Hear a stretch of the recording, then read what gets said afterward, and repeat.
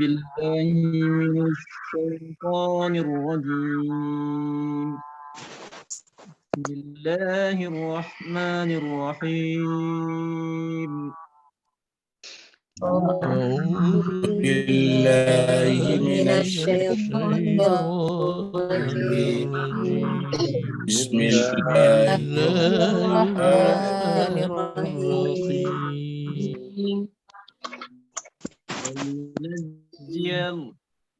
وينجي الله الذين اتقوا بمفازتهم لا يمسهم السوء ولا هم يحزنون. وينجي الله الذين اتقوا بمفازتهم لا يمسهم السوء ولا هم يحزنون. الله خالق كل شيء وهو على كل شيء وكيل. الله خالق كل شيء وهو على كل شيء وكيل. له مقاليد السماوات والأرض. له مقاليد السماوات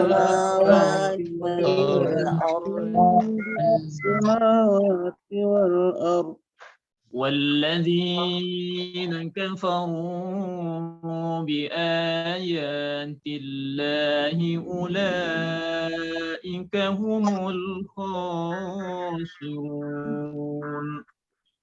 والذين كفروا بآيات أولئك هم الخاسرون.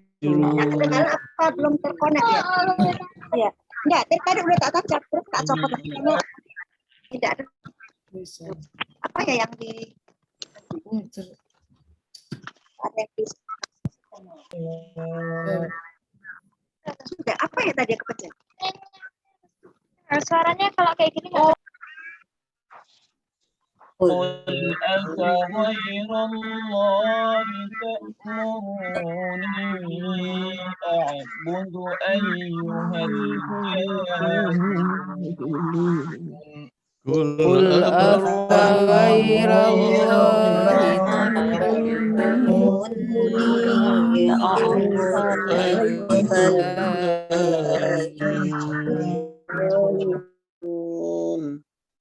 ولقد أوحي إليك وإلى الذين من قبلك ولقد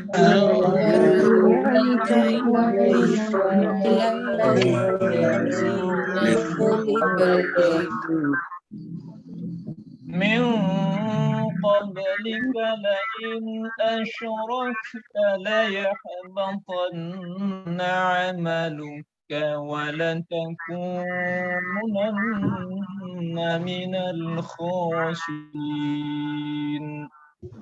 من قبلك لئن أشركت ليحبطن عملك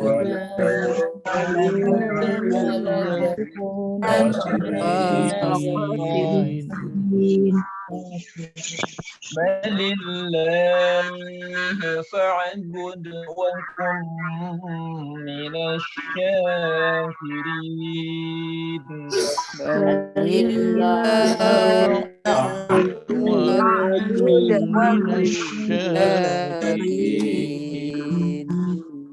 وما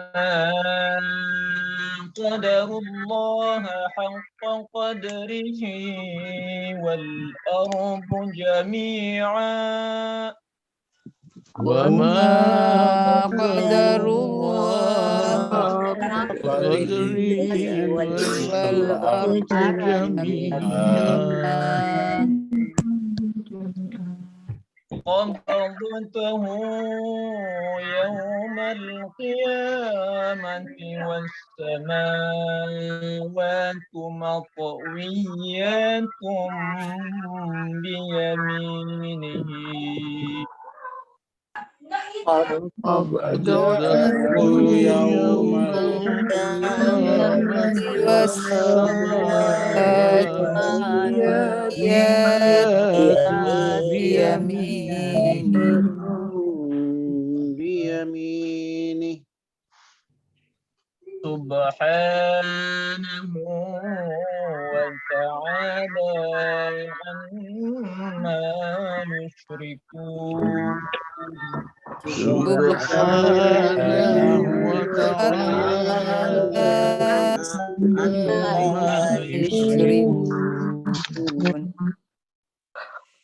ونفخ في الصور فصعق من في السماوات ونفخ في الصور فصعق في السماوات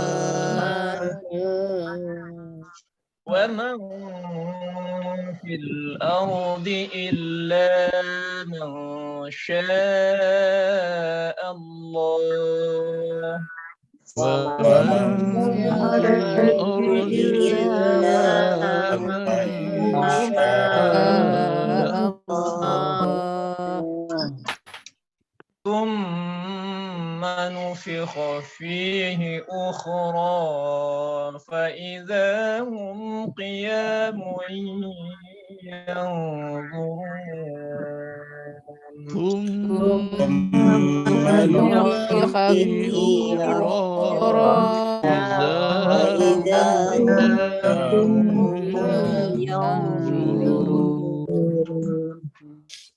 وأشرقت الأرض بنور ربها ووضع الكتاب وجيء بالنبي وأشرقت الأرض بنور ربها ووضع الكتاب والنبيين والشهداء وجيء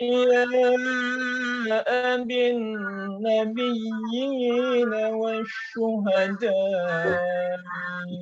وقضي بينهم بالحق وهم لا يظلمون وجيء بالنبيين والشهداء وقضي بينهم بالحق وهم لا يظلمون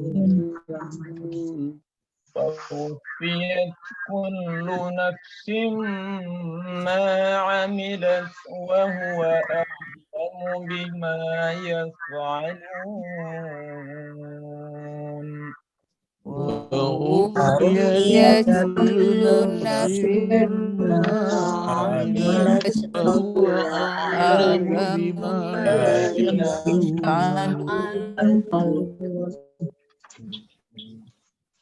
وسيق الذين كفروا إلى جهنم زمرا وسيق الذين كفروا إلى جهنم زمرا حتى إذا جاءوها فتحت أبوابها حتى إذا جاءوها فتحت أبوابها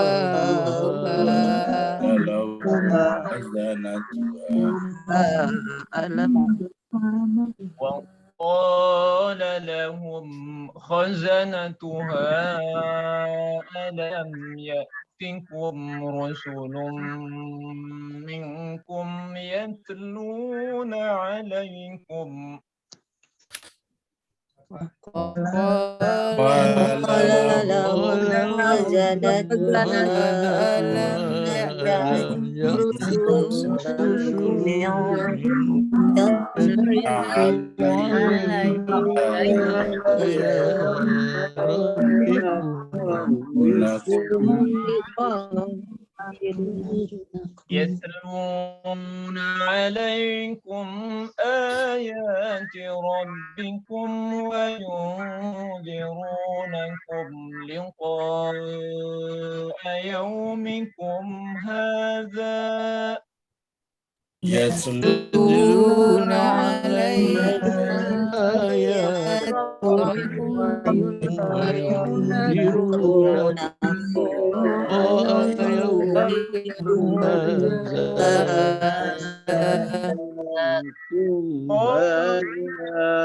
لا ولكن حقت كلمة العذاب على الكافرين قالوا بلى ولكن كلمة حقت العذاب على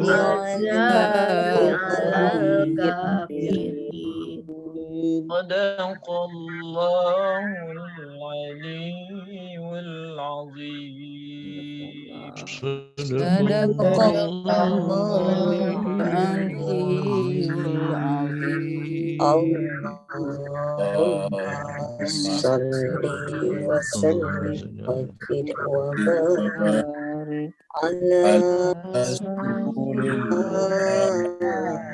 وآل الأطهار على رسول الله وآله الأطهار اللهم صل على محمد وآله Kita haturkan terima kasih banyak kepada Ustazna, Ustadz kita, Ustadz Tony Sanwani. Semoga Allah SWT memanjangkan umurnya, memberikan pahala yang berlipat karena hari ini adalah 1 Ramadan. Dan juga semoga Bapak Ibu semuanya juga diberikan pahala yang berlipat ganda karena juga kita berada di bulan yang sama yaitu bulan Ramadan. Dan Allah menegaskan bahwa syahrul Ramadan alladzi unzila fihil Quran. Di bulan Ramadan itulah diturunkannya Al-Quran. Nah, sekarang kita teruskan surat Az-Zumar, surat yang ke-39, artinya rombongan-rombongan. Tadi kita sudah mendengarkan bahwa nanti di akhirat orang masuk surga ataupun neraka berombongan-rombongan. Zumara.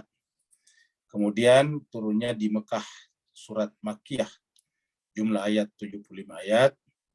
Terakhir pada hari Jumat yang lalu kita sudah sampai di ayat 60 yang berbicara bahwa nanti di akhirat orang-orang yang dulu di dunia mendustakan ayat Allah, mereka akan menjadi hangus hitam pekat karena terbakar dalam azab api neraka. Allah berfirman, A'udzubillahi minasyaitonirrajim, Bismillahirrahmanirrahim, wa yaumal qiyamati, pada hari kiamat nantinya. Taro, kamu akan melihat, menyaksikan alladzina kadzabu, orang-orang yang kadzabu mendustakan. Kadzabu alallahi, mendustakan Allah. Kadzabu alallahi. Apa yang terjadi pada saat itu? Wujuhuhum muswaddatun. Wajah mereka pada saat itu menjadi hitam pekat. Ini bisa bermakna sebenarnya, juga bisa bermakna simbolik.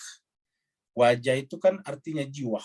Ingat Bapak Ibu sekalian, kalau kita sholat, biasa kita membaca wajah tu wajahiyah. Wajah yang dimaksud terutama wajah hati kita. Hakikat diri manusia itu adalah wajahnya. Jadi kita mengenal orang itu berdasarkan sifat-sifatnya, karakternya, dan itulah wajahnya. Kita juga menghadap kepada Allah. Allah itu ada di mana-mana dalam pengertian Allah tidak terikat pada satu wilayah tertentu, pada satu arah angin. Maka Allah bisa kita jumpai di mana-mana, berarti wajah kita senantiasa menghadap kepada Allah. Wujuhuhum muswaddat. Kenapa hitam dalam pengertian? Karena nodah. Jadi noda yang paling besar adalah mendustakan Allah. Jadi muswadah hitam dalam pengertian noda. Kalau Bapak Ibu sekalian punya kain putih dan banyak nodanya, banyak kotorannya, maka kain putih itu menjadi hitam. Begitulah juga wajah. Lalu kenapa Allah menekankan pada hitam di sini? Karena wajah kita aslinya adalah bening, putih bersih, fitrah. Fitrat Allah allati fataran nasa alaiha. Jadi jiwa manusia itu hakikatnya adalah bening, putih, bersih, memantulkan cahaya Allah Subhanahu wa taala. Tetapi lama-kelamaan kalau Allah saja kita berdusta, apalagi kepada sesama manusia. Allah berfirman, taral ladzina kadzabu 'ala Allahi. Kamu menyaksikan orang-orang yang kadzabu, berdusta atas nama Allah. Jadi ini berdusta atas nama Allah, berdusta atas nama orang tertentu saja dilarang. Berdusta atas nama pejabat pemerintah kerajaan dilarang keras, apalagi berdusta atas nama Allah. Nah, maka jemaah sekalian, ini adalah tirai yang paling tebal. Ini adalah merupakan noda yang paling hitam. Maka kadzabu 'alallahi wujuhuhum muswaddatun. Itulah sebabnya berbicara tentang agama kita harus berhati-hati. Karena berbicara tentang agama, terutama agama Islam, agama langit, berarti kita berbicara atas nama Allah. Kalau kita mengatakan ini adalah dari agama Islam, berarti kan menganggap itu dari Allah. Bagaimana kalau ternyata bukan dari Allah? Maka disebut dengan kadzabu, masuk kategori berdusta. Bagaimana membuktikan sesuatu itu dari Allah? Pembuktiannya cuma satu, yaitu kitab suci Al-Quran. Alaisa fi jahannam maswal lil mutakabbirin. Allah mengatakan kalau orang sudah berdusta atas nama Allah, menjual-jual Allah, menjual-jual dinullah, agama Allah, maka alaisa, bukankah fi jahannam, ini di neraka jahannam lah, maswan, tempat tinggal yang pantas lil mutakabbirin, bagi orang yang sombong seperti itu. Disebut dengan lil mutakabbirin, membesarkan dirinya. Dari kata kabir, akbar. Makanya tidak ada yang pantas menjadi akbar kecuali Allah. Sekarang kita masuk pada ayat baru. Ini adalah ilustrasi tentang sorga. Ilustrasi. Pemandangan yang indah intinya. Wa yunajjillahu. Dan Allah menyelamatkan. Yunajjillahu. Allah menyelamatkan. Ini Allah menyelamatkan. Alladzina taqaw, orang bertakwa. Jadi orang bertakwa lawannya apa tadi? Kadzabu 'ala Allah. Kadzabu 'ala Allah, berdusta atas nama Allah. Berarti kalau bertakwa adalah jujur, objektif, berkaitan dengan Allah. Berhati-hati berbicara kalau atas nama agama. Lebih baik kita tidak mengaku menyampaikan agama daripada mengaku menyampaikan agama tetapi itu bukan agama. Karena kalau kita mengaku tidak menyampaikan agama, tidak ada masalah di hadapan Allah. Tetapi kalau kita mengaku menyampaikan agama Allah, tapi ternyata itu bukan dari agama Allah, disebut tadi dengan kadzabu 'ala Allah, berdusta atas nama Allah. Lawannya adalah alladzina taqaw, orang yang bertakwa. Wa yunajjillahu alladzina taqaw bimafazatihim. Mafazah itu fauzan, ingat kata-kata fauzan azimah, mafazatihim. Jadi Allah menyelamatkan orang-orang yang bertakwa bimafazatihim. Bukan karena beruntung dalam pengertian untung-untungan, tapi karena mereka adalah mengejar keberuntungan. Mereka mengejar yang positif, bukan yang negatif. La yamassuhum as-su'u. Tidak akan tersentuh mereka. Apa as-su'? Keburukan, itu azab. Jadi azab di akhirat maksudnya tidak akan menyentuh mereka. Azab api neraka tidak menyentuh mereka. Walahum yahzanun, dan di sana mereka tidak akan berduka cita. Mereka tidak akan bersedih. Jadi inilah orang bertakwa. Nah, jemaah sekalian berbahagia, mencapai derajat takwa ini salah satu caranya adalah berpuasa. Syam. Ya ayyuhalladzina amanu kutiba alaikumus syam kama kutiba alal ladzina min qablikum la'allakum tattaqun. Jadi bertakwa. Apa tandanya orang bertakwa? Tandanya orang bertakwa itu adalah berpedomankan dengan Al-Quran. Karena Al-Quran turun pada bulan Ramadan. Dzalikal kitabu la raiba fihi hudan lil muttaqin. Apalagi ciri yang bertakwa? Mempunyai pemimpin, imam. Rabbana hablana min azwajina wa dzurriyyatina qurrata ayun waj'alna lil muttaqin. Lil muttaqin orang bertakwa imama. Jadi lil muttaqin emang bagi orang bertakwa ada imam. Jadi kalau kami sebagai imam bagi orang bertakwa. Artinya orang bertakwa itu adalah punya imamah. Waj'alna lil muttaqina imama. Jadi kalau kami sebagai orang yang bertakwa, sebagai imam bagi orang bertakwa. Siapa yang membaca doa itu? Ya Rasulullah Shallallahu Alaihi Wasallam. Lalu kenapa kita membacanya? Agar kita menjadi bagian daripadanya. Allah juga mengatakan di tempat lain, ya ayyuhalladzina amanu taqullah wal tanzur nafsum ma qaddamat ligad. Orang bertakwa itu concernnya, perhatiannya adalah terutama pada kehidupan setelah kehidupan dunia ini. Ya ayyuhalladzina amanu taqullah wal tanzur nafsum ma qaddamat ligadi wattaqullah. Wahai orang-orang yang beriman, bertakwalah kepada Allah. Wal tanzur nafsun, hendaklah setiap diri, setiap jiwa, setiap orang, setiap person mempersiapkan, mencermati ma qaddamat lighadin, apa yang akan ditemuinya esok. Ma qaddamat lighadin. Wattaqullah, dan bertakwalah kepada Allah. Dan bertakwalah kepada Allah. Tempat lain dikatakan, ya ayyuhalladzina amanu in tattaqullaha yaj'al lakum furqana wa yukaffir ankum sayiatikum. Ini surat Al-Anfal ayat 29. Wahai orang-orang yang beriman, jika kalian benar-benar bertakwa, artinya jika kalian benar-benar puasanya berhasil, menjadikan dirinya bertakwa, maka yaj'al lakum furqana, muncul dalam diri kemampuan yang disebut dengan furqan, membedakan hak dan batil, benar dan salah. Yang mana dari Allah dan yang mana bukan dari Allah.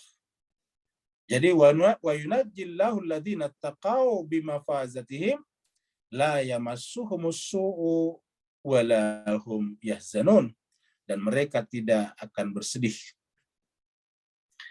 Orang-orang seperti itu adalah orang-orang yang memandang Allah dengan cara pandang yang benar.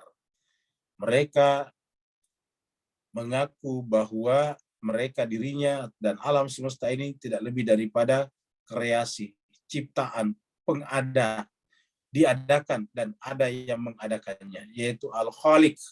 Al-Khaliq itu adalah bentuk pelaku daripada khalaqah. Jadi kalau ada kata khalaqa, menciptakan, maka ada dua yang lain ikut, yaitu khaliq dan makhluk. Yang menciptakan namanya khaliq, yang diciptakan namanya makhluk. Jadi kalau ada kata-kata khalaqa,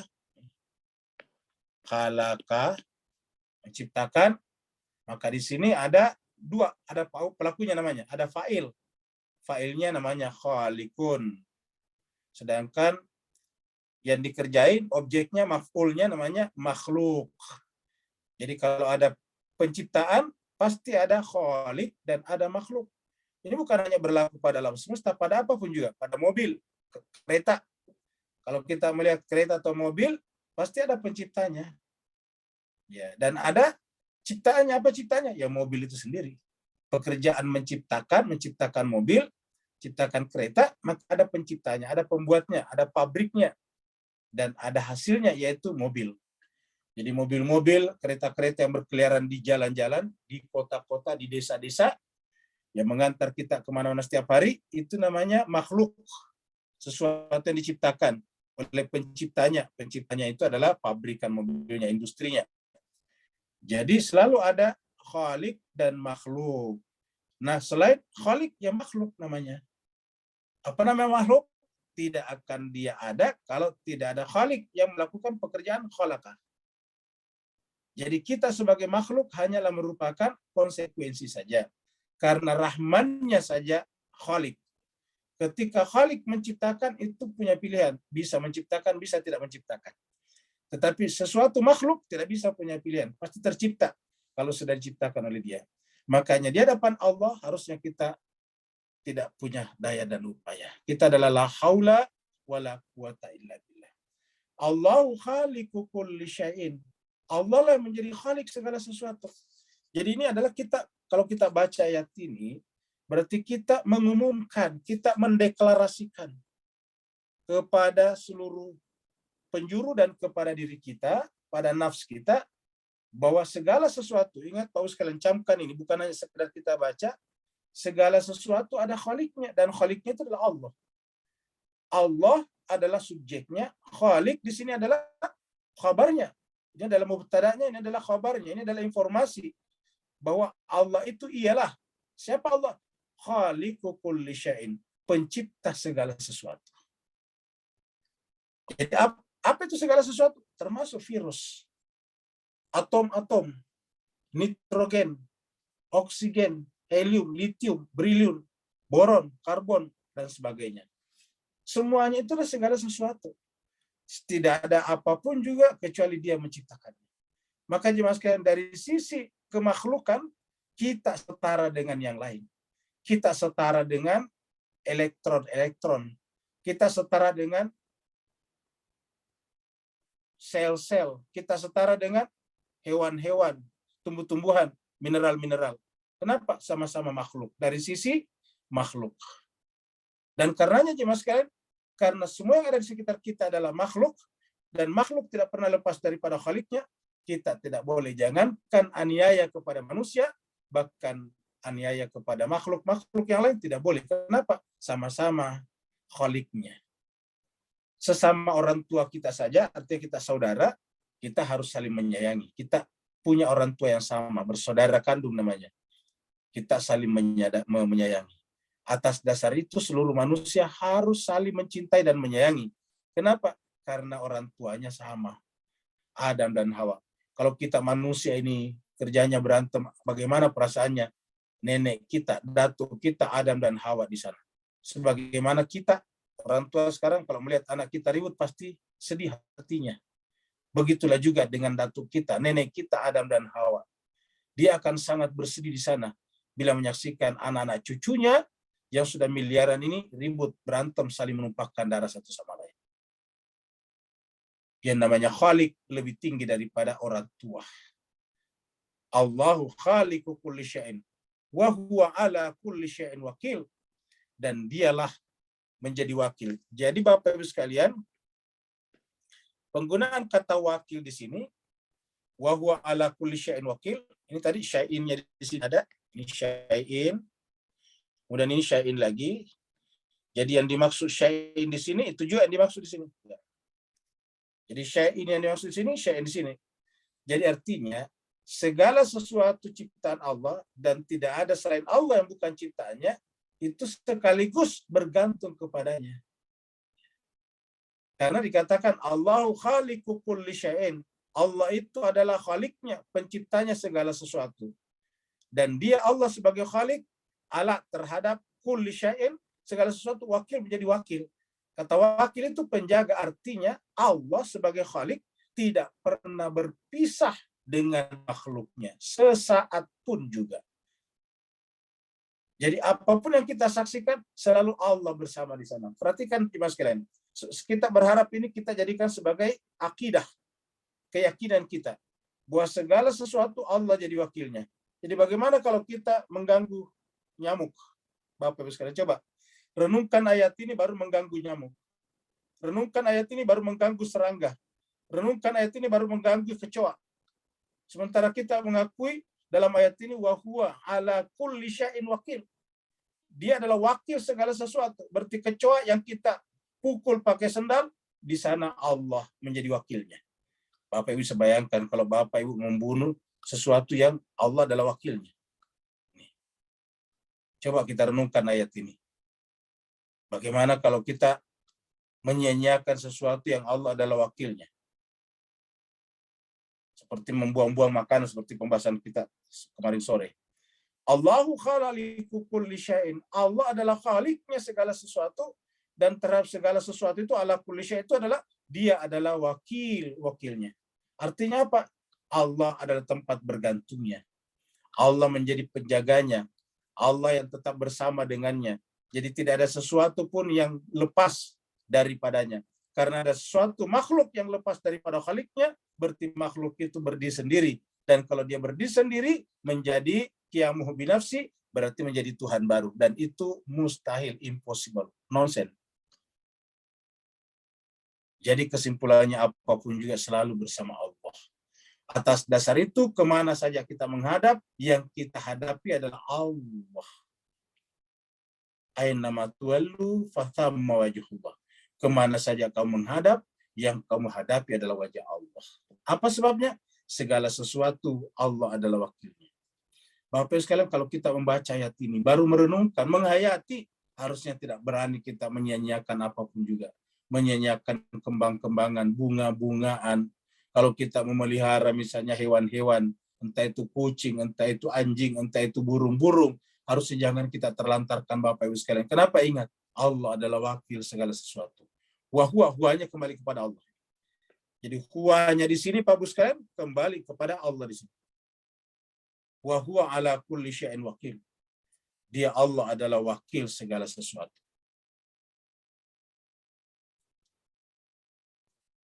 Dan karenanya dia juga adalah merupakan kunci segala sesuatu. Kunci artinya rahasia. Jadi ini adalah simbol. Kunci itu adalah rahasia. Jadi kalau kita lihat yang namanya kunci itu untuk membuka. Ini katakanlah ini adalah sesuatu, bisa rumah, bisa peti, koper besar, tidak bisa terbuka kalau tidak ada kuncinya. Kunci adalah rahasia. Jadi kalau kita kuncinya ditarik keluar, dibuang, ya tidak bisa dibuka. Karena tidak bisa kita punya telunjuk jari tangan masuk ke sini. Baru kita putar, tidak bisa. Harus kuncinya. Kenapa? Ada alur namanya, ada alur di dalamnya yang harus sesuai dengan kunci itu. Nah, kita sebut kesimpulannya kunci itu adalah rahasia. Jadi kalau kita memegang rahasia, memegang kunci. Sekarang kunci tidak berbentuk seperti ini lagi, berbentuk PIN. Ya, jadi apa namanya itu identitas personal. PIN itu ataukah password.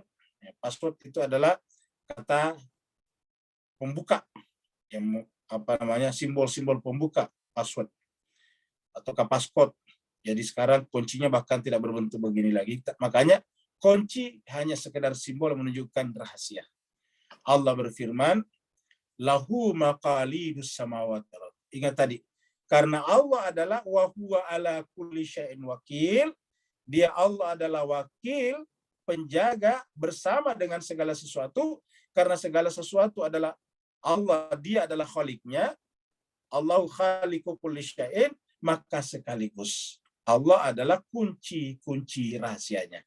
Jadi Allah adalah pemegang kunci-kunci atau rahasia-rahasia. Lahu maqalidus samawati wal ardi. Kepunyaan Allah lah maqalid, kunci-kunci as-samawati wal langit dan bumi. Jadi kepunyaan Allah lah rahasia langit dan bumi. Jadi kalau kita ingin mengetahui rahasia langit dan bumi, bagaimana? Menyatu dengan Allah. Itulah sebabnya para nabi, para rasul, dan para manusia suci selalu mengetahui rahasia langit dan bumi. Apa sebabnya? Mereka adalah orang-orang yang dirinya, egonya sudah fana ke dalam kebaqaan Allah Subhanahu wa Ta'ala. Begitu dia menyatu dengan Allah, maka kemudian yang ada adalah mengetahui maqalidus samawati wal ardi juga. Walladzina kafaru bi ayatillahi ulaika humul khasirun. Sebaliknya orang-orang yang kafaru bi ayatillah, mereka disebut dengan orang yang khasirun. Siapakah yang disebut dengan kafaru bi ayatillah? Ya tadi, menentang bahwa segala sesuatu itu adalah ciptaan Allah. Allah adalah khaliknya. Dan karena Allah adalah khaliknya segala sesuatu, Allah juga yang menjadi wakilnya tadi.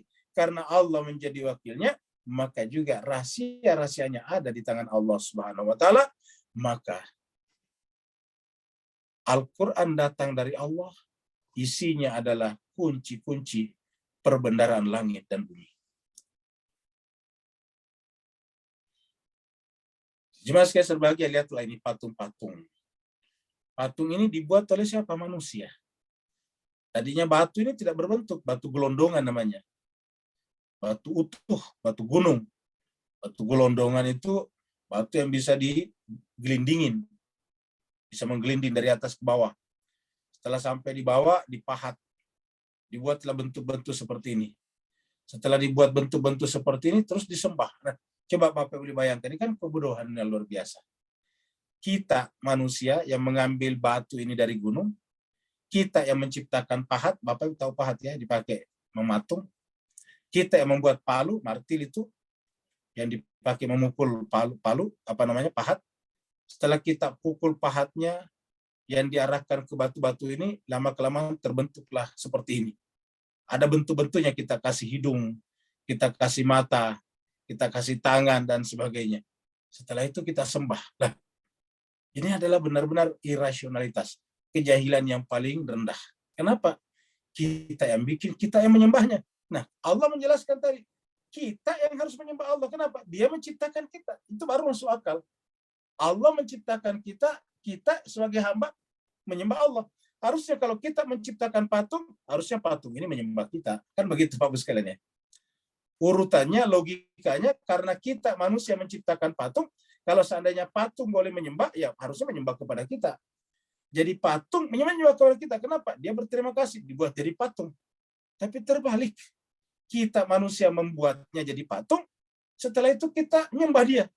Kita kasih makanan-makanan kepadanya, sajen-sajen dan sebagainya. Maka Allah berfirman, "Qul afa ghairallahi ta'muruni a'budu ayyuhal jahilun." Jahilun. Disebutlah di sini dengan kata jahilun, jahiliyah.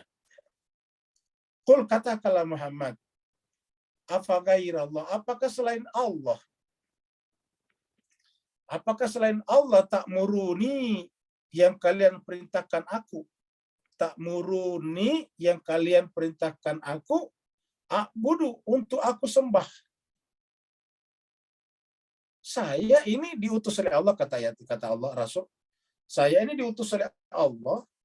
Saya ini adalah makhluknya Allah, ciptaannya Allah. Setelah itu kamu menyuruh saya untuk menyembah selain Allah. Sementara saya ini ditugaskan Allah untuk menyuruh kalian menyembah kepada Allah. Jadi ini kan terbolak-balik. Maka disebutlah dengan ayyuhal jahilun. Kenapa jahilun? Ya, irasional. Tidak rasional, tidak logik, tidak masuk akal. Ya, jadi Bapak Ibu sekalian, artinya apa? Islam itu fitrah. Kenapa disebut dengan fitrah? Sejalan dengan akal sehat manusia. Ini cuma sebagai Ka'bah. Ka'bah ini bisa membuat kita jadi syirik. Ka'bahnya, bukan hanya patungnya, ini ada patung-patung disimpan di sini. Patung-patung disimpan di sini. Ini dulu disembah. Tapi bisa juga ini membuat kita syirik Ka'bahnya. Dan pada saat itu ada yang menyembah Ka'bah. Maka Bapak Ibu kalau baca surat Al-Quraisy itu, ada kata-kata falyabudu rabba hadal baiti. Hendaklah mereka menyembah Rabbnya Tuhan ini. Bait ini, bukan Ka'bah ini yang disembah. Tapi falyabudu rabba hadal bait. Hendaklah mereka menyembah Tuhannya Ka'bah ini, bukan Ka'bah ini yang disembah. Kata-kata falyabudu rabba hadzal bait menunjukkan bahwa pada saat itu ada yang menyembah Ka'bah, ada yang menyembah Baitullah, sehingga turunlah ayat falyabudu. Kata-kata falyabudu, lamnya di sini namanya lamul amr, perintahkan, suruh mereka untuk menyembah Tuhannya Ka'bah ini. Kata-kata suruh mereka menyembah Tuhannya Ka'bah ini menunjukkan mereka pada saat itu menyembah Ka'bahnya. Jadi kita datang ke sini tawaf bukan menyembah Ka'bah. Jadi kalau di medsos-medsos mengatakan umat Islam juga berhala karena menyembah Ka'bah, itu keliru. Yang kita sembah bukan Ka'bahnya. Lalu kenapa Ka'bahnya? Ini hanya simbol daripada Baitullah. Simbol apa? Simbol kita untuk menunjukkan bahwa kalau berkaitan dengan Allah itu adalah melingkar. Ini kan di dalam sekitar Masjidil Haram ini cuma ada dua gerakan, tawaf dan sa'i. Kalau tawaf itu sifatnya melingkar, kalau sa'i sifatnya mondar-mandir, pulang pergi balik. Kalau di sini muter-muter. Apa bedanya pulang pergi dengan muter-muter? Kalau berputar-putar itu berbentuk lingkaran. Berbentuk lingkaran itu tidak ketahuan mana awal dan akhirnya. dan tidak akan pernah berhenti kalau putar-putar. Tidak ketahuan ujung pangkalnya kalau kata orang. Sedangkan kalau mondar-mandir ketahuan awalnya, ketahuan akhirnya. Ujung pangkalnya ketahuan. Nah, berkaitan dengan gerakan kita kepada Allah adalah gerakan melingkar, gerakan menghilang. Fana namanya. Apa namanya? Fana, hilang. Kalau kita membuat lingkaran, titik itu tidak ketahuan di mana awalnya dan akhirnya. Kenapa? Karena sudah menyatu dengan lingkaran itu sendiri. Sebaliknya kalau kita sa'i, mondar-mandir, ada awal dan akhirnya. Itulah dunia. Terdiri daripada ruang dan waktu. Yang namanya ruang, ada tepi-tepinya. Kalau yang namanya waktu, ada awal dan akhirnya. Sedangkan kalau yang namanya melingkar, itu adalah kaitannya dengan Allah Subhanahu wa Ta'ala. Jadi berkaitan dengan mendekat kepada Allah adalah gerakan melingkar. Gerakan apa? Gerakan menghilang. Kita masuk dalam lingkaran, kita menghilang. Yang ada hanya Allah. Nah, orang yang tawaf di Ka'bah adalah orang yang seharusnya menjadi perekat bagi seluruh kemanusiaan. Apa sebabnya? Karena seluruh manusia menghadap ke sini, terutama umat Islam. Apa namanya menghadap ke sini? Mempunyai arah, orientasi, kiblat, fokus yang sama. Makanya hadis Nabi mengatakan dilarang keras mengkafirkan ahli kiblah. Bayangkan Pak Bu sekalian kalau kita mengkafirkan ahli kiblah. Walaqad uhiya ilaika wa ilal ladzina min qablika. Sungguh telah diwahyukan kepadamu Muhammad. Uhiya diwahyukan. Ilaika, kaknya di sini kepada Nabi Muhammad. Nah, sekarang wahyu ini ada di tangan kita. Walaqad uhiya ilaika wa ilal ladzina min qablika, dan kepada orang-orang sebelum kalian. Sebelum kamu Muhammad. Lain asyraktah. Jika kamu mempersekutukan Allah. Lain, jika asyrakta engkau benar-benar, lamnya benar-benarnya kita ambil dari sini, la. Jika kamu benar-benar mempersekutukan Allah, apa yang terjadi? Layah batanna. Yang namanya persekutukan Allah itu bukan hanya menyembah patung, tapi juga menyembah diri kita sendiri, ego kita. Seperti iblis berkata, ana khairum minhu. Jadi kalau kita lihat ayat Al-Quran, sebetulnya syirik besar itu adalah menyembah diri sendiri. Mana buktinya? Ya iblis kan tidak menyembah patung. Iblis tidak menyembah pohon kayu. Iblis tidak menyembah sungai-sungai yang dikeramatkan. Lalu apa yang dilakukan iblis? Mengatakan, ana khairum minhu. Aku lebih baik daripada dia, karenanya aku tidak mau sujud kepada Adam. Nah, itulah syirik yang paling besar. Nah, Allah mengatakan, lain asyraktah. Apabila kalian berbuat syirik, layah batan. Dalamnya di sini juga taukid namanya, benar-benar akan gugurlah, sia-sialah amaluka, amal perbuatan kamu. Jadi sia-sialah amal perbuatan kamu. Lain asyrakta layah batanna amaluka. Kalau kamu mempersekutukan Allah di dalam dirimu, tadi ingat Mas sekalian, kata-kata hitam pekat tadi kita punya hati kalau orang itu mengingkari ayat Allah adalah karena kita mempersekutukan Allah dengan diri kita sendiri. Allah berfirman, lain asyrakta layah batanna. Benar-benar akan gugur, akan sirna, akan hilanglah amaluka, seluruh amal-amal kamu. Wala takunanna minal khasirin. Dan kamu masuk golongan merugi. Apa namanya merugi? Ada amal, ada perbuatan, tetapi perbuatan itu sia-sia belaka. Nah, jemaah sekalian berbahagia, makanya kemudian kita harus datang kepada Allah, sujud kepadanya. Sujud kepada Allah artinya mengakui ketidakberdayaan kita. Coba jemaah sekalian berbahagia, kehidupan sehari-hari kita kan tidak ada sujud sebetulnya. Kehidupan sehari-hari kita itu apa gerakannya? Berdiri, duduk, dan berbaring. Ya. Jadi kalau sehari-hari kita itu kegiatannya adalah berdiri, qiyaman, duduk, waqu'udan, berbaring, wala junubihim. Itu kegiatan kita sehari-hari. Ya. Itulah normalnya manusia. Lalu kenapa sujud? Pengakuan. Jadi orang yang sujud itu adalah keluar dari seperti yang kita saksikan setiap hari. Jadi orang yang sujud itu adalah orang yang meletakkan kepalanya, ingat orang menjadi guru besar, orang menjadi pedagang, orang menjadi manusia itu karena kepalanya Bapak Ibu sekalian. Di kepala itulah letaknya alat instrumen yang menghubungkan kita dengan kecerdasan tinggi, namanya akal. Kecerdasan tinggi namanya akal itu adalah terhubung langsung dengan Allah. Dan itu berkaitan dengan tubuh biologis kita melalui apa? Melalui kepala, otak. Pada saat kita sujud meletakkan ini di bawah. Kenapa? Karena segala sesuatu itu adalah di Allah khaliknya dan segala sesuatu Allah adalah wakilnya. Balillahu fa'bud. Yang benar adalah kepada Allah lah kita menyembah. Dengan cara apa? Puncak penyembahan sujud. Jadi jemaah sekalian, kalau tidak berbicara tentang sujud, ya abstrak menyembah. Puncak daripada penyembahan apa? Sujud. Sujud kepada siapa? Allah mengatakan wa idh qulna lil malaikati isjudu li Adam. Siapa Adam di situ? Manusia suci. Yang Allah angkat sebagai khalifah. Ini ja'ilun fil ardi khalifah.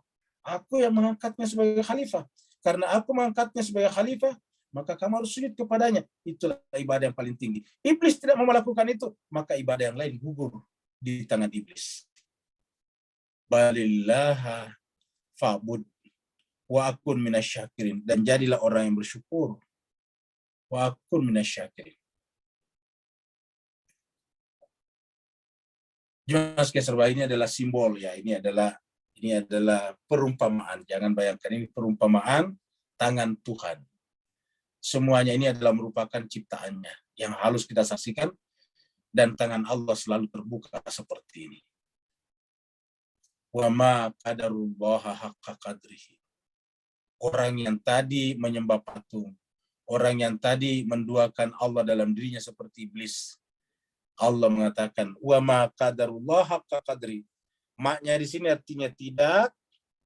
Qadar itu mengkadar, mengukur Allah haqqa qadri, dengan kadar yang benar. Tidak mensifatkan Allah dengan sifat yang benar. Tidak memakrifati Allah dengan ma'rifat yang benar. Jadi ma qadarullah haqqa qadri. Kesalahan terjadi dalam kehidupan ini terutama bagi yang beragama, mengakui Allah tetapi mereka tidak mengkadar. Mereka tidak menempatkan Allah sebagaimana yang sesungguhnya. Mereka tidak mensifati Allah dengan sifat ilahi yang sesungguhnya. Wa ma qadarullah haqqa qadrihi wal ardu. Padahal bumi ini jami'a seluruhnya qabdatuhu berada dalam genggamannya. Jadi Bapak bisa bayangkan, bumi semuanya adalah berada dalam genggamannya. Kata bumi di sini adalah tempat tinggal kita. Tempat tinggal kita dan apa yang ada di dalamnya, makanan yang kita makan setiap hari, air yang kita minum setiap hari, benda-benda yang kita saksikan, kita lihat dengan mata setiap hari, suara-suara yang kita dengarkan setiap hari, rasa yang kita rasakan di lidah kita setiap hari, seperti rasa manis, rasa pahit, rasa pedas, dan sebagainya, semua yang ada di muka bumi, jami'ah semuanya, qabdatuh berada dalam genggamannya. Mirip tadi dengan kata-kata wakil. Tidak ada satupun yang lolos daripada genggaman Allah SWT. Jadi detak jantung kita, kedip mata kita, langkah kaki kita, goyangan tangan kita, benak kita, ujung rambut kita, ujung kaki kita, kulit kita, isi perut kita, semuanya adalah berada dalam genggaman Allah SWT. Wal ardu jami'a qabdatuhu yaumal qiyamati was samawati matwiyatun biyaminihi. Dan di hari kiamat nantinya, pada saat akan terjadi hari kiamat, was samawatu, langit semuanya di mana bumi juga ada di dalamnya, matwiyatum biyaminih. Matwiyatun itu tergulung, seperti kalau Bapak Ibu di rumah ada karpet panjang digulung. Digulung artinya apa? Ditarik. Bapak Ibu pasti mengerti namanya gulung. Gulung itu artinya ditarik. Tadi digelar, sekarang digulung. Apa namanya digulung? Di ujungnya dipegang baru ditarik. Artinya tergulung nantinya. Nah, Allah SWT tadinya menggelarkan alam semesta ini, lalu kemudian dia akan menggulungnya kembali. Biyaminihi, dengan tangan kanannya. Kenapa? Karena memang semuanya ada di tangan Allah. Yaumal qiyamati was samawatu matwiyatum biyaminih. Di hari kiamat, langit dan bumi akan digulung dengan tangannya. sesuai dengan kekuasaannya, dengan keberadaannya dia yang tunggal. Subhanah, maha suci Allah. Jadi Bapak Ibu sekalian, tidak ada ajaran tauhid seindah ini. Dan kita tidak mengerti juga keindahan tauhid Allah kalau tidak dengan Al-Quran ini. Wa ta'ala amma yusyrikun. Maka Allah itu adalah maha tinggi dari apapun yang kita persekutukan. Apa sih yang kita persekutukan? Termasuk persekutukan Allah dengan diri kita.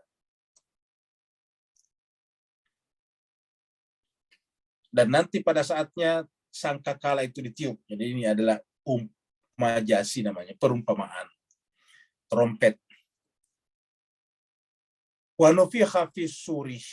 Begitu Allah memerintahkan malaikat meniupkan sangkakala.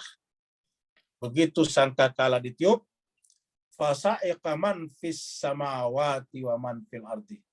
Kata-kata sa'iqa, pingsan, apa artinya pingsan di sini? Maka tak berdayalah. Mereka tidak bisa melawan kehendak Tuhannya. Fasa'iqa man fis samawati wa man fil ardi. Maka tak berdayalah, tak punya pilihan lainlah. Siapa saja, ini menggunakan kata man di sini. Berarti adalah orang-orang makhluk-makhluk yang punya pilihan. Man, bukan mak, tapi man. Ya, dari sini rahasianya. Berarti ini adalah yang dimaksud adalah orang yang tadinya punya pilihan, sekarang tidak punya pilihan. Orang yang tadinya punya keinginan dan kehendak, sekarang tidak bisa punya keinginan dan kehendak. Fasa'iqa man fis samawati wa man fil ardh. Semua yang ada di langit dan di bumi kemudian tak berdaya, pingsan. Illa, kecuali man sya Allah. Ada kecualinya kalau Allah kehendaki, dan itulah nanti para maksumin, para orang-orang suci yang akan menjadi pemberi syafaat. Summa nufikha fihi ukhra. Kemudian ditiup lagi sangkakala sekali lagi. Fa idzahum qiyamun yanzurun. Maka semuanya tiba-tiba yang berdiri, yanzurun, memiliki kesadaran penuh tentang hari akhirat yang disebut dengan ada mahsyar. Lalu kemudian mereka menunggu keputusan Tuhannya, menunggu buku catatannya. Inilah kurang lebih ketika manusia semuanya bangkit dari alam barzahnya, kemudian mendatangi cahaya Tuhannya. Wa asyraqatil ardu binuri rabbiha. Lalu kemudian asyrakat. Apa asyrakat? Asyrakat itu menerangi. Apa yang menerangi? Yaitu nur, cahaya daripada Tuhannya. Apa yang diterangi? Bumi. Kata bumi di sini ada tempat tinggal baru kita di sana. Wa asyraqatil ardu binuri rabbiha. Wa wudi'al. Jadi artinya bumi sekarang beda dengan bumi nanti. Kalau bumi sekarang kan terbuat dari alam materi. Kalau di sana adalah benar-benar hanya cahaya Tuhan. Nih. Wa asyraqatil ardu binuri rabbiha wa wudi'al kitabu. Lalu kemudian kitab itu kemudian dipersiapkan untuk diberikan kepada masing-masing orang secara pribadi. Nah, pada saat itu waji'a bin nabiyyin, didatangkanlah nabi-nabi. Ji'a bin nabiyyin, bin nabiyyin. Kemudian wasyuhada, dan didatangkanlah asyuhada. Jadi Bapak Ibu sekalian coba lihat di sini. Kata an-nabiyyin beda dengan syuhada. Jadi an-nabiyyin adalah nabi-nabi seperti nabi kita Muhammad, ya nabi. Lalu siapa syuhada? Syuhada itu adalah para pengganti-pengganti, khalifah-khalifah suci yang disebut dengan imam-imam dan sebagainya, yang merupakan pengganti daripada nabi, penerus nabi. Waji'a bin nabiyyin, maka didatangkanlah pada saat itu nabi-nabi dan syuhada, saksi-saksi. Wa qudiya bainahum bil haq. Lalu diputuskanlah, wa qudiya, dan diputuskanlah di antara manusia perkara-perkaranya secara benar. Wa hum la yuzlamun, dan mereka tidak ada yang terzalimi.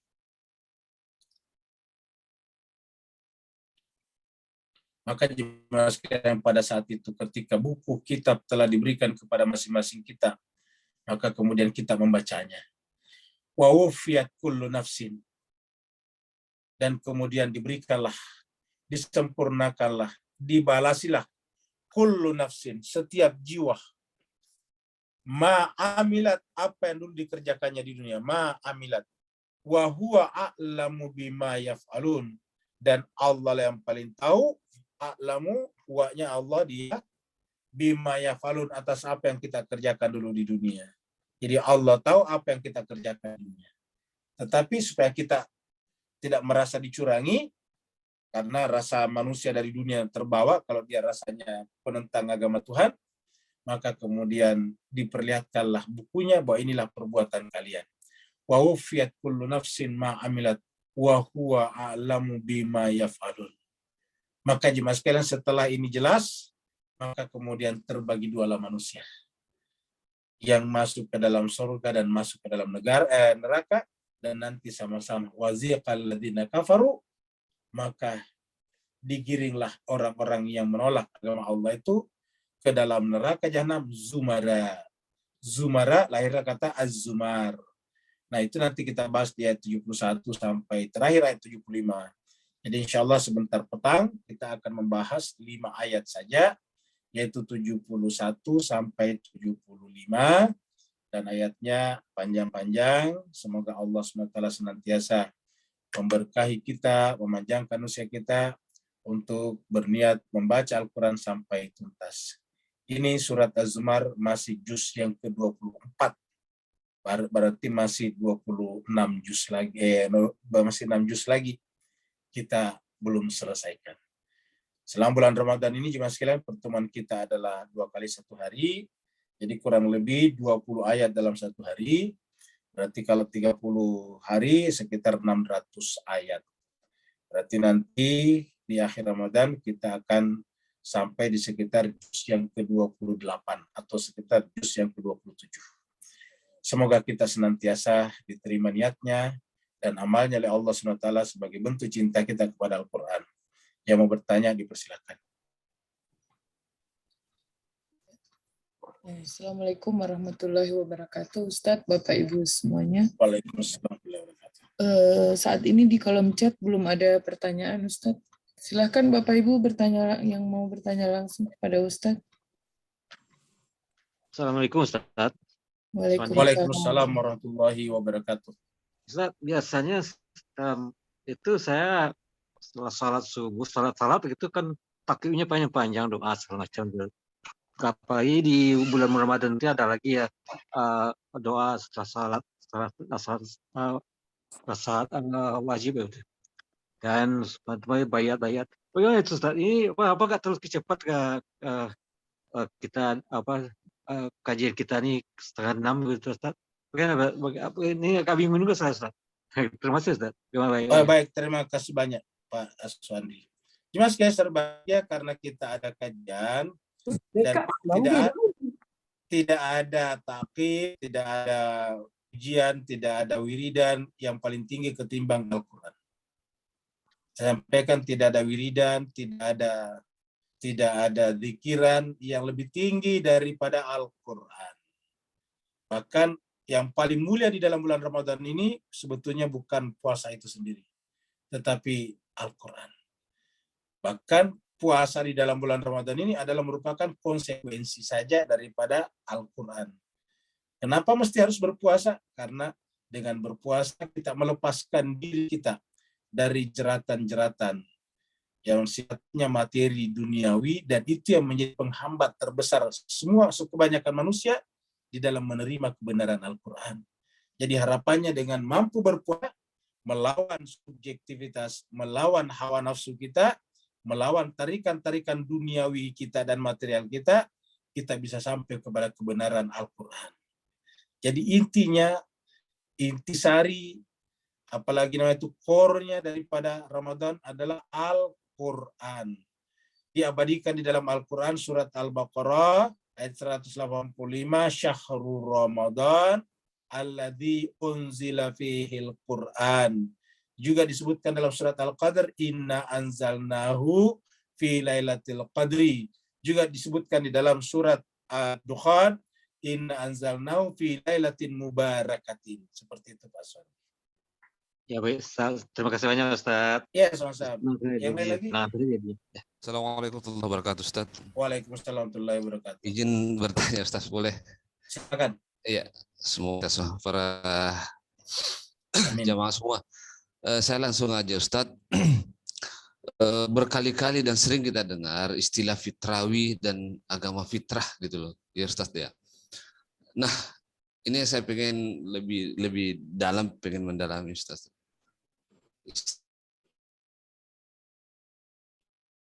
gitu.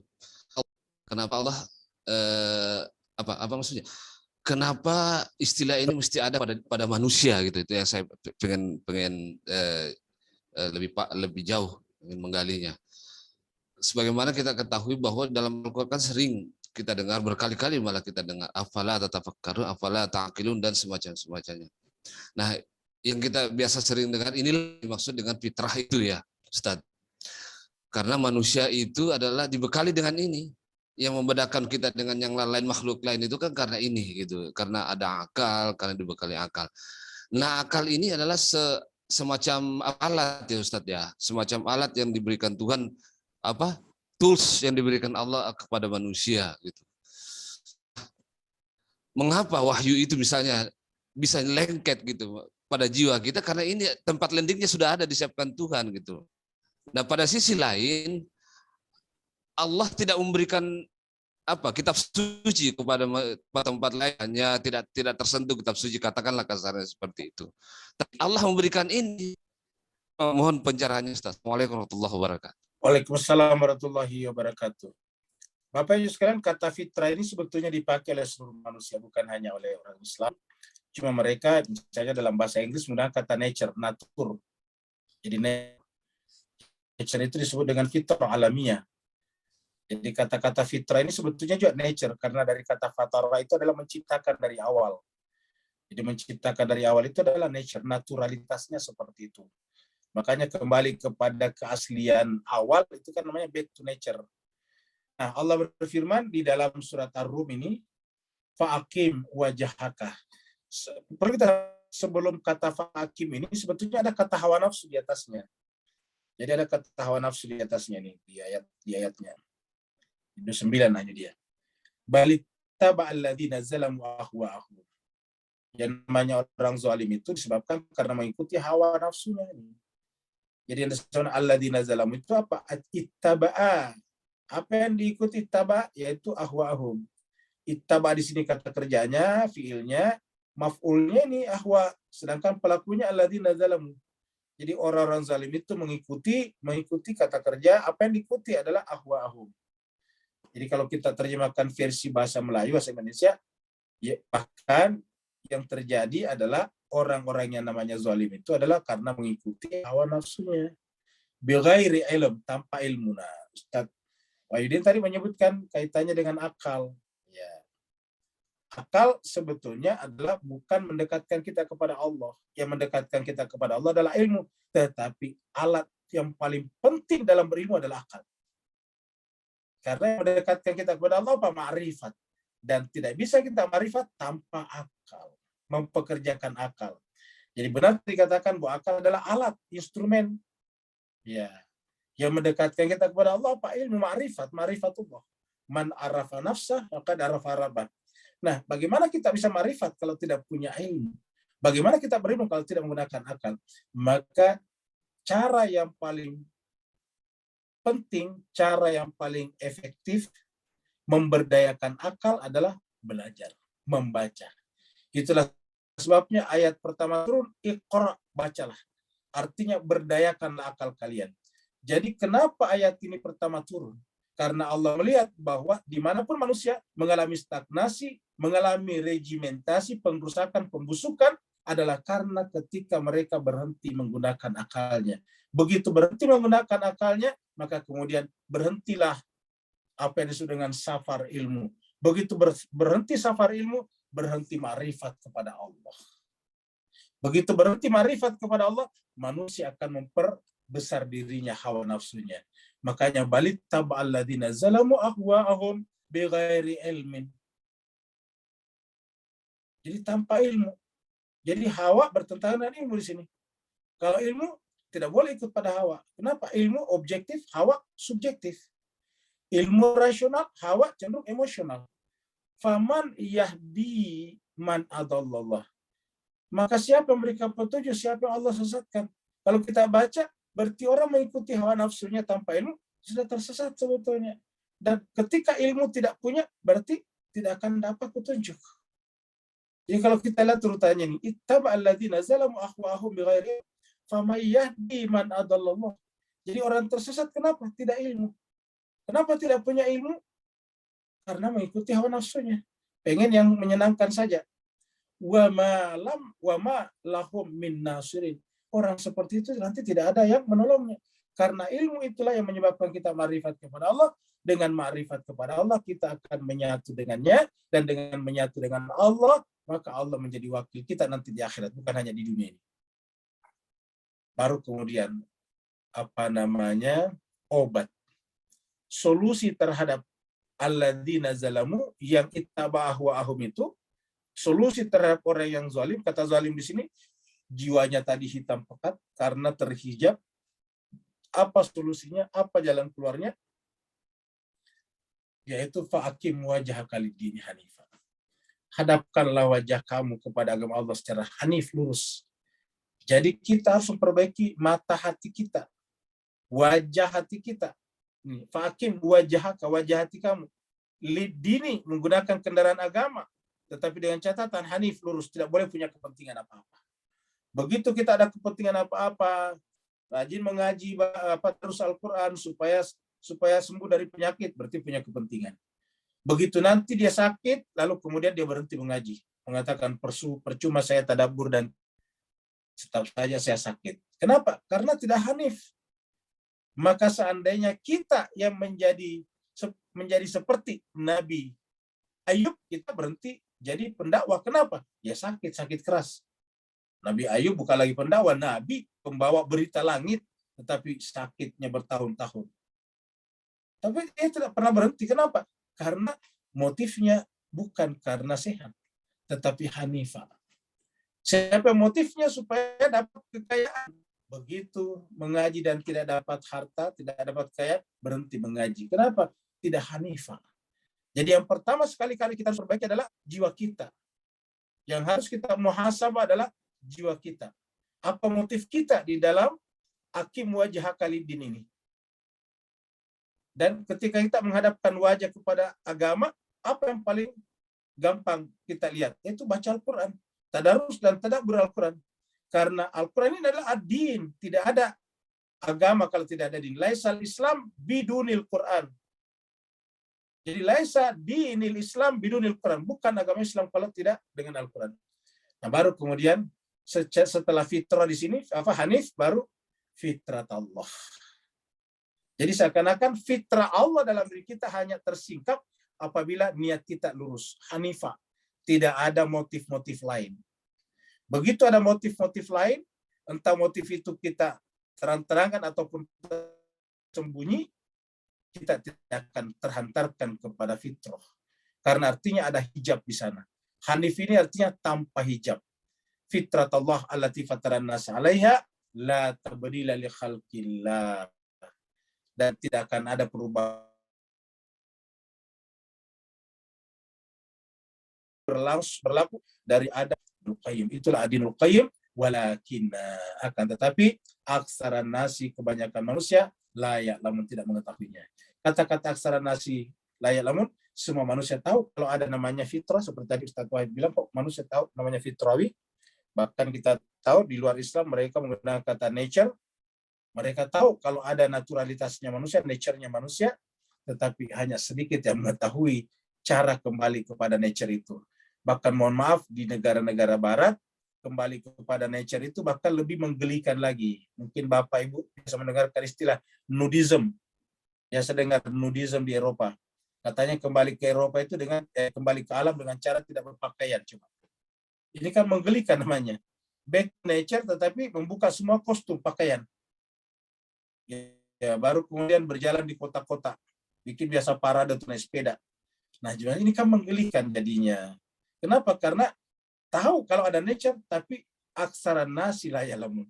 Mereka kebanyakan tidak tahu bagaimana cara kembali kepada nature secara sesungguhnya. Terima kasih banyak Ustaz ini. Bapak sekalian, karena waktu kita sudah sampai. Oh ya, silakan Pak Nur. Afwan semua. Barakallahu fiik. Syahrul Ramadan Mubarak. Bismillahirrahmanirrahim. Wassalamualaikum warahmatullahi wabarakatuh. Ustaz, dalam tematik penyambungan kata kunci tadi yang Ustaz kupaskan, boleh saya cantumkan dalam kunci dalam basmalah tadi, Rahman Rahimnya termaktub dalam ayat-ayat afaki dengan anfusi. Dan kemuncak Allah kasih kita secebis daripada selautan yang tak bertepi adalah malam Lailatul Qadar. Bagaimana kita sebenarnya di muka bumi ini dapat merindui asal usul fitrah kita yang terlupakan ni. Barakallahu fiik. Afwan semua. Baik, terima kasih banyak. Jadi Bapak sekalian, pertanyaan Pak Nur tadi menarik. Jadi bulan Ramadan ini sebetulnya adalah semacam buah hiro. Nabi mengajarkan kepada kita sebelum mendapatkan wahyu dari Allah adalah selalu ke buah hiro dan informasi intensity daripada Nabi ke Gua Hira itu pada bulan Ramadan. Kalau di bulan Ramadan itu hampir sebulanan di dalam Gua Hira. Di Gua Hira. Dan kita tahu bahwa di bulan Ramadan itulah juga turunnya ayat pertama Iqra kepada Nabi. Jadi di bulan Ramadan. Nah sekarang apakah kita semuanya harus mencari Gua Hira untuk melakukan hal yang sama? Kalau agama mengajarkan ini pasti tidak masuk akal lagi. Karena artinya apa? Kita tinggalkan kota-kota, mencari buah, dan di sana kita akan berhimpit-himpitan. Karena buah kan tidak banyak. Oleh sebab itulah, cukup Nabi yang melakukannya, cukup Rasulullah Muhammad bin Abdullah, cukup Musa bin Imran melakukannya. Setelah itu, umatnya Allah berikan cara yang lebih elegan, yaitu Ramadan. Jadi kita diberikan bulan Ramadan. Jadi bulan Ramadan ini sebetulnya ibarat buah. Apa namanya buah? Mas sekalian, kita masuk di dalamnya dan harusnya menghentikan komunikasi dengan dunia luar. Maka di dalam Al-Quran itu ada kata siam, ada kata saum. Siam kita temukan dalam surat Al-Baqarah, kutiba alaikumus syiyam. Saum kita temukan dalam surat Maryam ketika berbicara tentang tidak berbicara. Itu kan ketika Allah menyuruh Maryam tidak berbicara, kan saum namanya. Bapak Ibu sekalian, bisakah kita tidak berbicara selama bulan Ramadan? Kalau bisa akan indah sekali. Bayangkan kalau 1 bulan kita bisa tidak beraktivitas banyak, bahkan mungkin tidak keluar. Lalu kemudian kita di rumah beribadah saja, bahkan juga tidak berbicara. Tapi mungkin mengatakan tidak mungkin. Benar tidak mungkin. Tetapi mengurangi berbicara mungkin. Untuk tidak berbicara 1 bulan tidak mungkin. Tetapi mengurangi berbicara mungkin. Cobalah selama 1 bulan ini mengurangi berbicara. Apalagi bercanda-canda. Kurangilah itu Bapak sekalian. Marilah kita lebih banyak kembali kepada diri kita. Seperti yang dikatakan tadi Pak Nur. Marilah kita kembali kepada diri kita masing-masing. Ya. Jadi menurut saya istilah bahasa Inggris back to nature itu sebetulnya kembali kepada diri. Bukan kembali kepada seperti di barat itu mereka tidak pakai kostum, tidak pakai pakaian. Back to nature itu kembali kepada fitrah. Kembali kepada fitrah, kembali kepada diri. Dan artinya siapa yang kita temukan di sana? Ternyata Allah. Fitrah Allah. Jadi kalau begitu ketika kita berpuasa berhasil, kembali kepada diri, yang kita saksikan di sana adalah Allah Subhanahu wa taala. Itulah sebabnya di akhir Ramadan kita berteriak Allahu Akbar, walillahil hamd. Kenapa? Karena kita terpukau. Ternyata yang kita saksikan di dalam jiwa kita ternyata Allah. Tapi itu apabila puasa kita berhasil. Kapan? Apabila Ramadan kita perlakukan seperti buah. Saya kira Pak sekalian pertanyaan Pak Nur ada tadi 2 pertanyaan mau disimpan buat ya? ini atau mau saya tampilkan Ustaz? Coba secara sepintas dokter ditampilkan aja. Ada dari Mbak Sinta dan Pak Heru.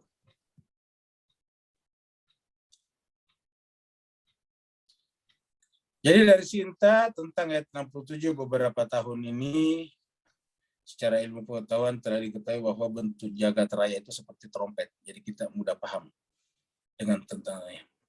Benar sekali. Jadi saya kira ya, kita juga sudah pernah bikinkan gambarnya dulu. Bahwa ternyata alam semesta itu memang begitu. Alam semesta ketika dibentuk dari butir-butir partikular dasar, partikel elementer namanya, lalu kemudian terjadi ledakan itu melahirkan semacam trompet tuh, membesar. Nah, trompet kan dari awal kecil, ke depan membesar. Namanya expanding universe. Itu alam semesta ini ada expand universe, membesar. Nanti kemudian pada saat kata ditiup itu sangkakala kan berarti Sama dengan balon itu yang tadinya ditiup, kemudian dia membesar, ditiup lagi dia meletus, balik lagi ke awal. Gitu. Kemudian dari Herul. Kalau Ka'bah sebagai simbol seperti yang tadi, maaf Ustadz, ya. Pertanyaan saya dengan itu yang kalimat dengan tangan kanan Allah, nah, itu maksudnya bagaimana pengertiannya Ustadz? Ya, jadi kata tangan kanan Allah itu kan simbol ya, Tuhan tidak punya tangan ya, itu kan itu simbolik semuanya, majasi namanya. Iya. Ini dengan ayat-ayat mutasyabihat. Mutasyabihat itu Allah menyerupakan dirinya dengan kita manusia supaya kita bisa paham. Jadi kata-kata di apa namanya, biasanya kan tangan kanan itu kan kekuasaan. Misalnya Sinta itu tangan kanannya mamanya, kan gitu. Artinya semua yang dibutuhkan ibunya dilakukan oleh Sinta. Nah begitulah juga. Ketika Tuhan menggunakan kata-kata tangan kanannya, maka sebetulnya itu adalah kekuasaannya. Tapi juga bisa diartikan bahwa kita pernah sampaikan ada 3 unsur yang tidak bisa berpisah. Dia zatnya adalah Hamid, baru kemudian keluar jadi Ahmad, kemudian terwujud menjadi materi namanya Muhammad.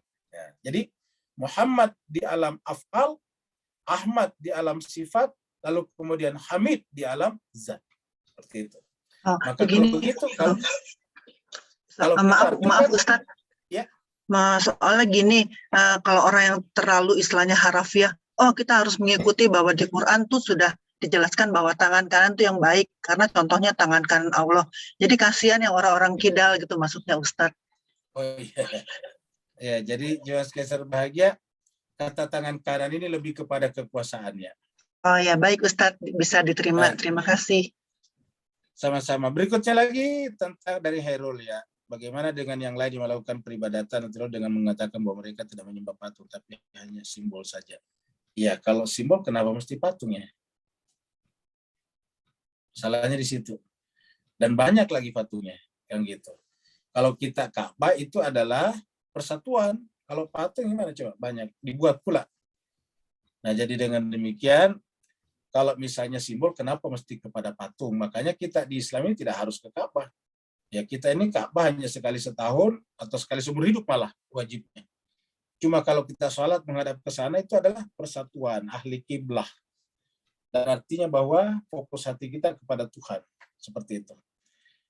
Kemudian kalau misalnya dia simbol, kenapa mesti harus dikasih sesajen dan sebagainya. Saya kira seperti itulah jemaah sekalian berbahagia pembahasan kita pada hari ini. Terima kasih banyak atas kesertaan Bapak Ibu sekalian. Sekali lagi selamat menjalankan ibadah puasa Ramadan. Semoga keluar dari Ramadan ini dalam keadaan fitrah, dalam keadaan kembali kepada hakikat dirinya yang sejati. Terima kasih banyak. Wassalamualaikum warahmatullahi taala wabarakatuh.